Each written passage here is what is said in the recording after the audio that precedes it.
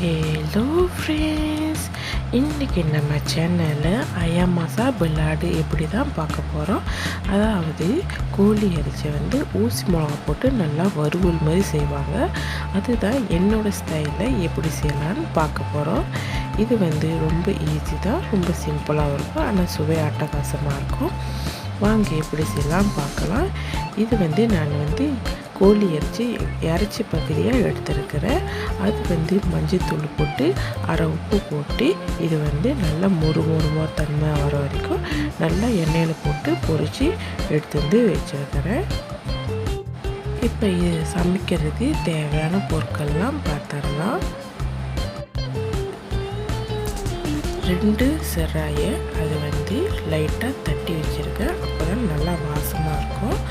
அப்புறம் பார்த்திங்கன்னா 1 இன்ச்சி அளவுக்கு இஞ்சி, ஒரு 4 பூண்டு நல்லா சின்னதாக பொடுசாக நறுக்கி வச்சுருக்கிறேன். அப்புறம் 4 வெங்காயத்தை தோலெல்லாம் நீக்கிட்டு அதுவும் சின்னதாக வெட்டி வச்சுருக்கேன். தேவையான காரத்துக்கு ஊசி மிளகா, நீங்கள் எவ்வளோ காரம் சாப்பிட்டீங்க அவ்வளோ சேர்த்துக்கோங்க. இது நல்லா இடிக்கல்லில் போட்டு நல்லா இடிச்சிட்டு வச்சுருக்கிறேன். இப்போ சட்டி வச்சுக்கோங்க, அதில் தேவையான எண்ணெய் ஊற்றிக்கோங்க. இது கோழி பொரிச்ச எண்ணெய், அதனால கலர் கொஞ்சம் சேஞ்ச் ஆகிருக்குது. இப்போ இந்த எண்ணெயில் ஒரு கைப்பிடி அளவுக்கு கருவேப்பிலை சேர்த்துக்கோங்க.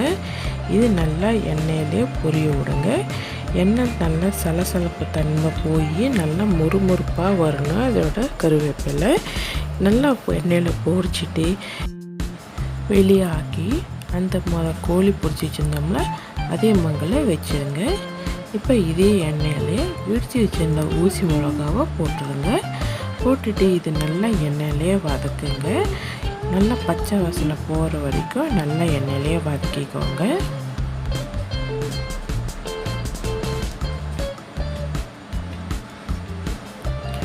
நல்லா வதங்கியோன்னே இது கூடயே வெட்டி வச்சிருந்த இஞ்சி, பூண்டு, வெங்காயம்லாம் இருக்குல்ல, அது இது கூட சேர்த்துக்கோங்க. சொல்ல மறந்துட்டேன், இந்த சமையலுக்கு நீங்கள் சின்ன வெங்காயம் பாய்ச்சிங்கன்னா ரொம்பவே ருசியாக இருக்கும். அது கூடயே இடித்து வச்சிருந்த செராயும் சேர்த்துக்கோங்க. சேர்த்து விட்டுட்டு எண்ணெயிலே நல்லா வதக்குங்க. எல்லாம் பச்சை வாசனை போய் நல்லா ஒரு மணம் வர வரைக்கும் எண்ணெயிலே வதக்கிக்கோங்க. ஒரு 2 நிமிஷத்துக்கு நல்லா எண்ணெயிலே வதக்கிக்கோங்க. அது நல்லா மணமாக இருக்கும், அது வரைக்கும் நல்லா வதக்கிக்கலாம். இப்போ 2 நிமிஷம் ஆயிடுச்சு. தேவையான தண்ணி ஊற்றிக்கலாம். ரொம்ப ஊற்ற வேண்டாம், ஏன்னா வறுவல் செய்ய போகிறோம். தண்ணி ஊற்றிட்டு ஒரு தடவை நல்லா கலந்து விட்டுக்கோங்க. கலந்து விட்டுட்டு ஒரு சின்ன கரண்டி அளவுக்கு ஒயிஸ்டர் சாஸ் சேர்த்துக்கோங்க.